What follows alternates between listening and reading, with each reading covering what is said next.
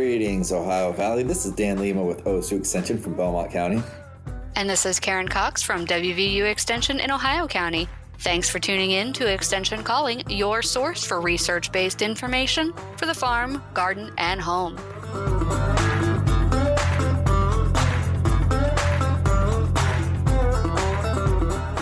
Greetings, Karen.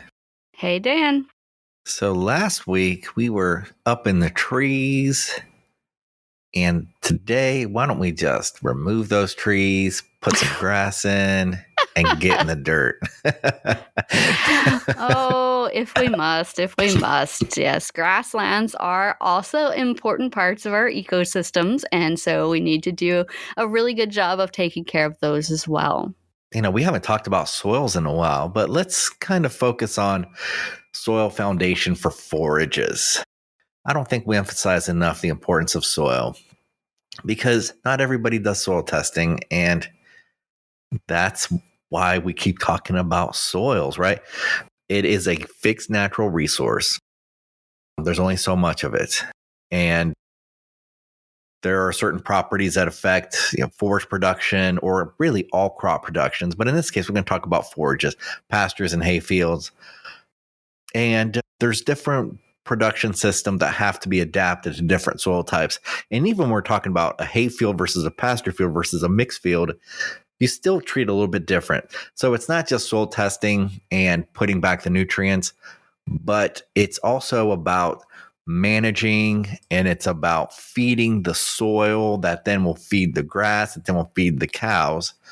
So if you neglect the soil, you're really neglecting the foundation of your whole basis for income if you have animals. So, a lot of people that do have a lot of land really make their money through livestock. And in this case, the point is just shift your thinking a little bit and understand that your forages are feeding your animals that are feeding your wallets. And what's feeding the forages is the soil. So if you neglect your soil, the base of the pyramid crumbles. Exactly. It's something that, Karen, you have always talked about is don't leave bare soil, right? Because just like we were talking about, it's a fixed natural resource. The worst thing that can happen is it goes away. And it happens sometimes, but just don't do it regularly because you're just going to keep losing soil. And if you lose the soil, again, all those things will fall. Yeah, erosion is a nasty problem because it compounds as it happens. So you start off, you lose your nice, rich topsoil, and then you start having to work with one of your subsoils, and then that erodes away because it's not used to being exposed to the elements, and then you start working on a lower level of subsoil, and the next thing you know, you just have really, really poor growing conditions. And when we look at our arable land worldwide, the places where we can effectively grow crops and pastures is decreasing. So we have less available land. And so that makes it so much more important to protect the land that we have. And for those of us in Appalachia or in any mountain chain who live on a slope, you have to have a lot of fun with erosion all the time because gravity works, right? And gravity pulls water downhill. And if you have bare soil, it's going to do two things. It's going to lift that soil up, the soil particles up into that water and wash it away. Or B, the water is going to smack that soil so hard that it seals it shut. Sort of like when you are working with clay and pottery, you're squishing it to get all the air pores out so that way it won't explode when you cook it. But also you are creating that nice smooth surface. And once you have that nice smooth surface, water can't infiltrate down into the soil, which then causes more drastic impacts when we have drought conditions. So definitely don't want to leave bare soil. Now that we've talked about the importance of not having bare soil, which is absolutely true, when we talk about soil health, there are certain critical areas that we have to talk about. So testing is really important. And what it does is it quantifies and it measures the nutrients that are there. So you do a soil test to see your phosphorus, potassium, calcium, your pH. And then there's management, right? And this is kind of where we talk about not leaving bare soil. So fostering a stewardship with your soil, your crops, your animals, but then feeding your soil in a sustainable way that will balance the growth of the grass, which then will lead to healthier animals as well. So testing your soil, managing it, feeding your soil, that then will give rise to everything else. And also you have to take into account the costs. And you can't just think in short-term costs, because there are the long-term improvements to include certain soil amendments. When we talk about water management, it's the same thing. The most important nutrient you can feed your animal, we're going all the way to the top this time, is good water. So you could be doing everything right, and if your water's not good, then it falls apart. Well, the soil is a similar story. If you don't have that high grade top fuel to produce, to feed those animals so that they can grow to their potential, you're not maximizing your profit either. So it does take some input to get there, but then hopefully when you sell your animals, as an example, it'll pay off, literally and figuratively. Right. And when you're looking at that whole web of life, right, where everything is interconnected, we are most interested in that final product, right? We want a hamburger. Or a steak. Or a steak, yes. For the real prime animals. But in order to get that, we have to start with the smallest creatures, the ones that we can't even see. So our bacteria and our fungi that are living in the soil, those bacteria that are helping to dissolve the phosphorus to make it plant available. And also they fix the nitrogen and make it plant available. And then we have our fungi, which help to increase the root zones of our plants. They help to improve the soil contact area. They also help to stabilize our soil aggregates so we do have good drainage and good structure in the soil. So it's more than just nutrient availability, it's soil health. Exactly. And it's a whole sustainable approach. Texture is very important when we talk about soil. So like Karen was, when you were talking about the erosion example, talking about water hitting bare soil, it can either compact it or it can just remove it altogether. And then you're going to lose nutrients. You're going to lose the organic matter, all the bugs that are there. That this time they're good bugs, not like last week where there were bad bugs. But these are good. Things like mycorrhizae, a lot of soil-borne bacteria that add organic matter, that live on organic matter, help with that texture too. We talk about no-till systems. Why are they so good? Well, one of the reasons they're so good is because at the beginning of the show, we were talking about how you just keep adding organic matter over and over again, but then your soil doesn't really get exposed too much to the elements. Mm-hmm. Maybe in between crops or something, but you're not pulling it up and turning it over and loosening up everything. Right. Things are kind of where they are. And a lot of times you have a lot of residue, which just because it's not an actively growing crop doesn't mean that it's not a cover, right? And a cover is better than having naked soil exposed to the elements. Right. Yeah. And then, another side effect of that naked soil is those Band-Aids that nature likes to put on there, all of those weeds that we don't want. So nature wants that soil covered, so we need to help out. Yeah, you can't beat Mother Nature.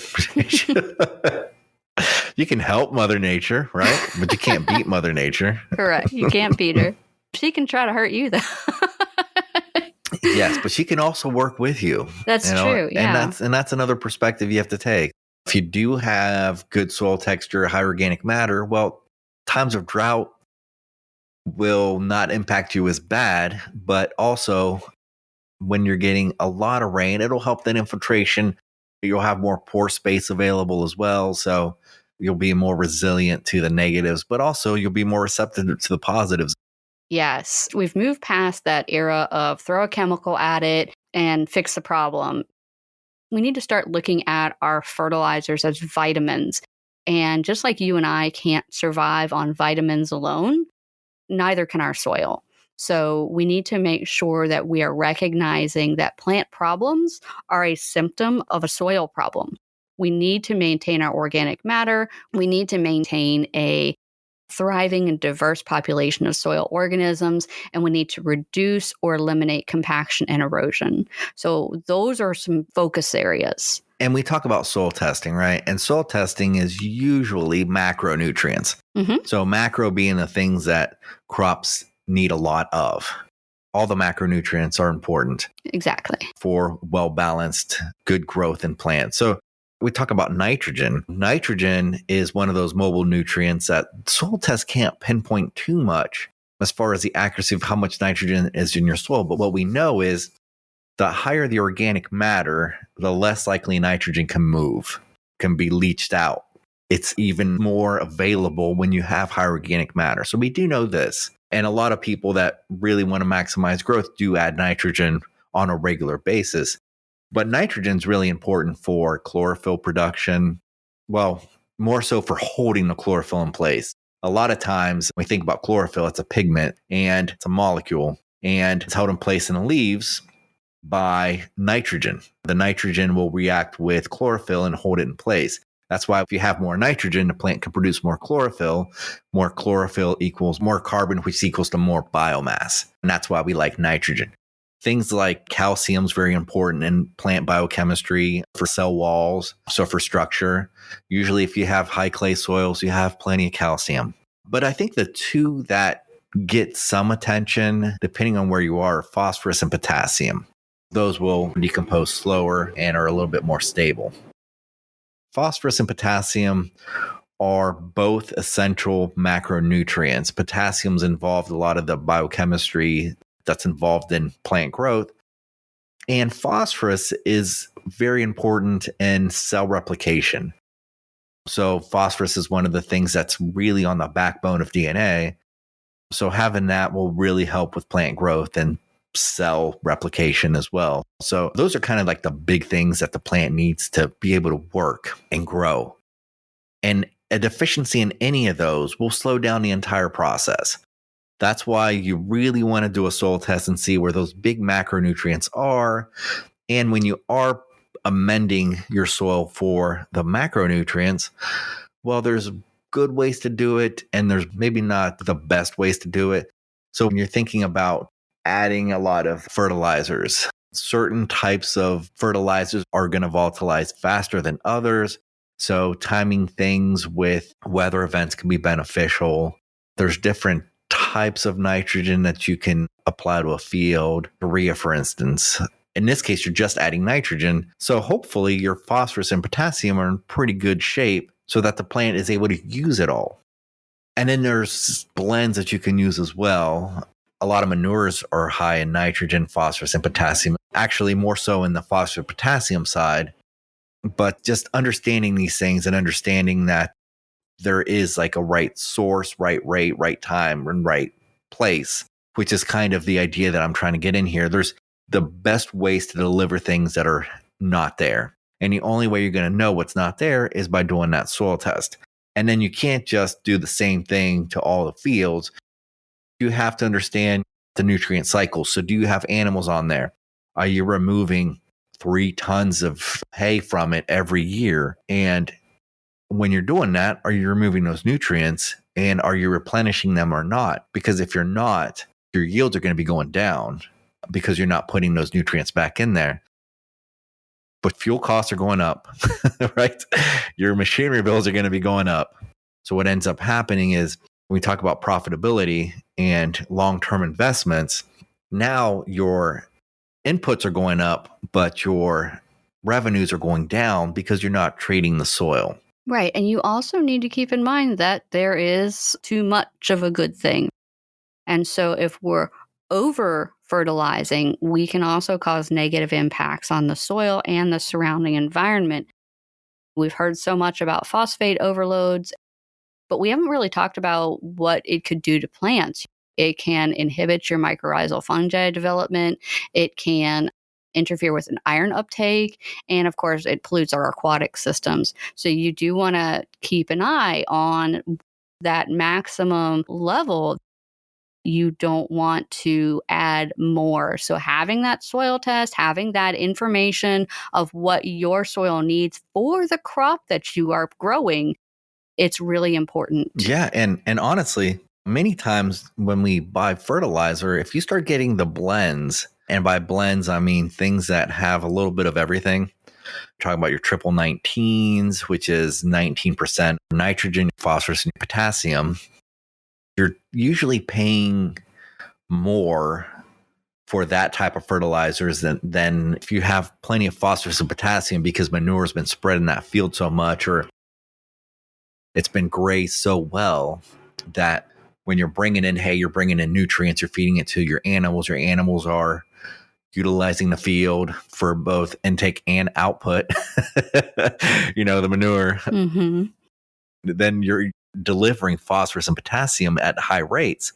Well, it might be cheaper to maximize that field by just adding urea at the proper time, hopefully when it doesn't volatilize. But it's cheaper to do it that way than buying triple 19 and spreading it on there. Indeed. And possibly causing an overload of phosphorus, which then, if you pair that with erosion, that causes a lot of environmental problems. Indeed. The only other thing that we haven't talked about, and it's something that we do talk about a lot, is chemistry, right? So we talk about the pH of the soil. Yes. And, we haven't discussed it because lime, which is calcium bicarbonate, it neutralizes acidity, is not considered a nutrient. It's not really considered a fertilizer, but as far as management goes, right? Because we're talking about testing, management, feeding, and costs.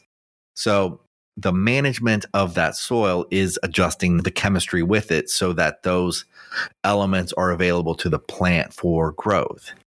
Otherwise, like Karen was saying, some weeds are a problem because they can thrive in various pHs or various acidity levels that maybe your grass and your clover can't.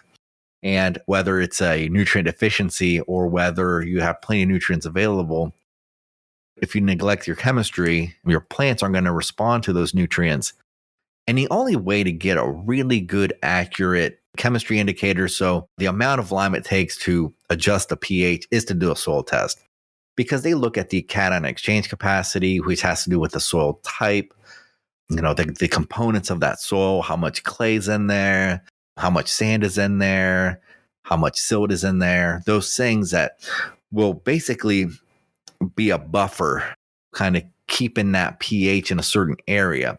So it's going to take a little extra lime. And the only way to really calculate that is to know the composition of your soil, and you accomplish that through soil testing.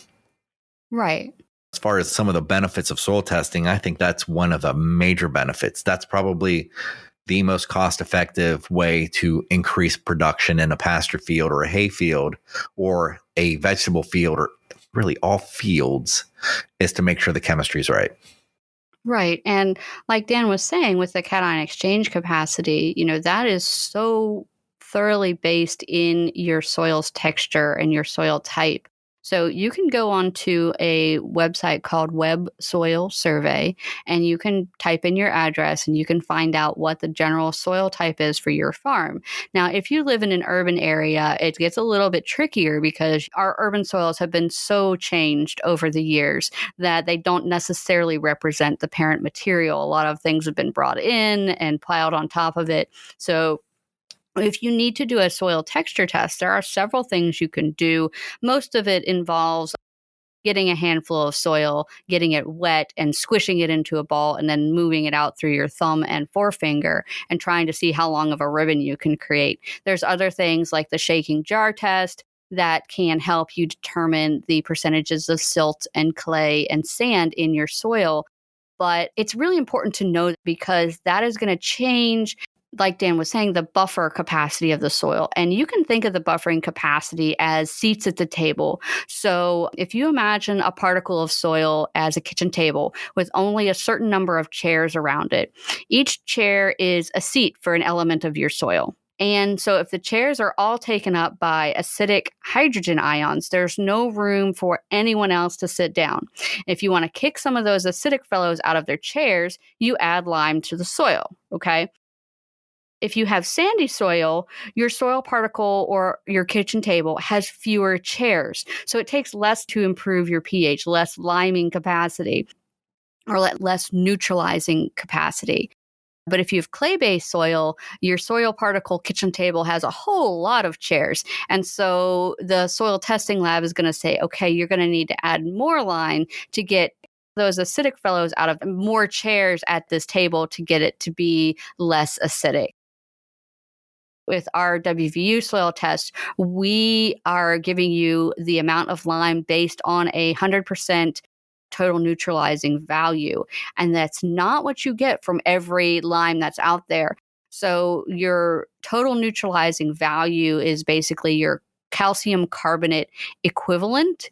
So if you're looking at 100% TNV or total neutralizing value, you're looking at it is calcium carbonate. So it has that full ability to kick people out of their chairs, those acidic people off of those chairs, and get them changed over. But if you're, say, using a dolomitic limestone, it actually has a higher total neutralizing value than calcium limestone. And so you're going to have to do a little bit of math to make those adjustments depending on what you're purchasing and putting out in your fields. So you can't just go one-to-one with what is on your soil test. So you need to know what your soil test is telling you, where they're basing that amount of lime that you need. And a lot of that is all about fineness too. Oh, yeah. We should talk about that. So when you're doing a soil test, they're basically giving a recommendation based on an agricultural grade, which has to do with a mesh size that the particles can, that the particles can go through. So the fineness of it. So the smaller the lime particles are, so the calcium bicarbonate or the magnesium bicarbonate, the smaller they are, the faster they neutralize. And if they're too large, they do nothing. Right. You know, it's just like a piece of gravel that you put in the ground. You know, if they're too large, you're not getting any kind of neutralization. I mean, you get a little tiny bit, but it just takes too long. I mean, it'll be for your grandkids, right. You know? And chances are, like, the acidity, like, you know, the things that cause acidification are going to react faster than that neutralization process anyway. This is true.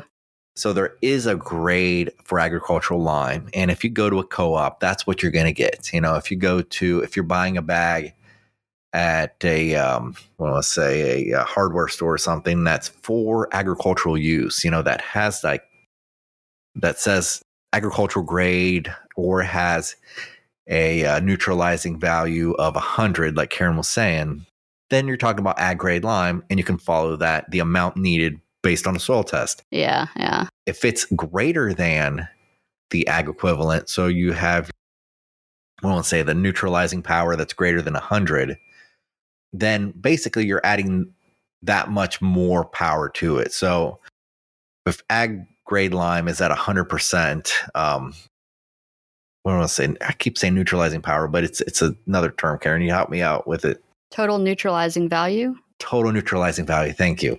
If it's at 125, then it's doing 25% more than the ag grade is. So you would need less. So you need a little bit less. If you have something that's a little bit lower than 100, you need a little bit more. So you can still calculate that. But to ensure that you're getting good stuff, you look for that ag grade in your lime. Right. Yeah. And I want to talk just a second about fineness. So the sieve size or the fineness of the lime, like Dan was saying, does drastically impact its total neutralizing value. But just to give you an idea of what those numbers mean, their mesh size is a number of wires in a 1-inch length of screen. So if you have 16 wires across and 16 wires down, you have a 32 mesh. Okay.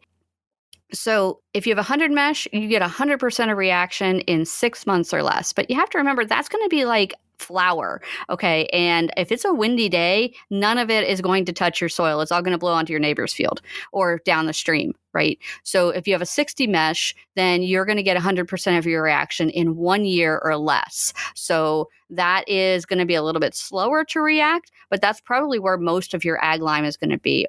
20 mesh is 50% reaction in the first year. So that's going to stick around a little bit longer. But if you think about that, if you get 50% of your reaction from 20 mesh sieve size and you're buying 10 mesh, it's going to take so much longer. So if it's a larger particle than 20 mesh or a smaller number than 20 mesh, don't waste your money, don't waste your time. That is not what you want to be putting on your fields. That's more for your driveway or something like that. 20 mesh is the minimum mesh that you want to go with. There's also the factor of pelletized lime. And pelletized just means that there's a coating on the lime itself that's easier to handle. Like Karen was saying, like, you put in that dust and it blows in the wind. But when it's pelletized, it's in a ball that falls to the ground, works its way into the soil, and then it's dissolved. And then the lime is where it needs to be. So buying pelletized lime that is considered ag grade, so look at those mesh sizes and look for a total neutralizing power of 100, is the same thing. It's more expensive usually because there is that extra step to pelletize it. But it is ag grade, and it is still, the fineness is what you want to look at, not the pelletized size.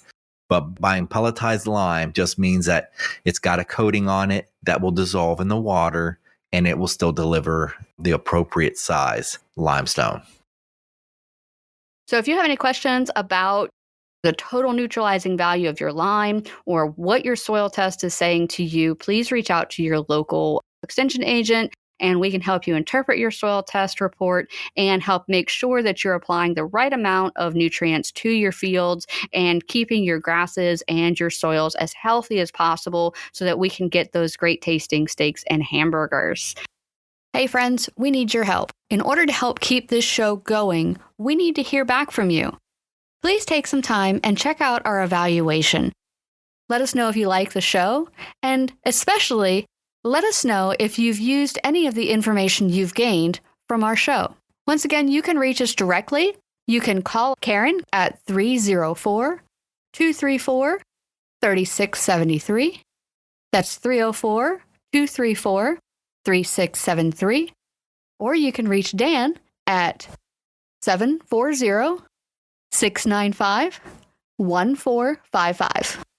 That's 740-695-1455.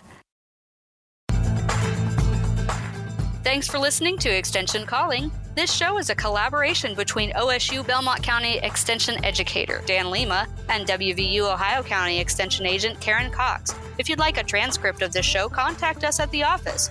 Also, let us know if you enjoy the show by ranking us on your podcast app.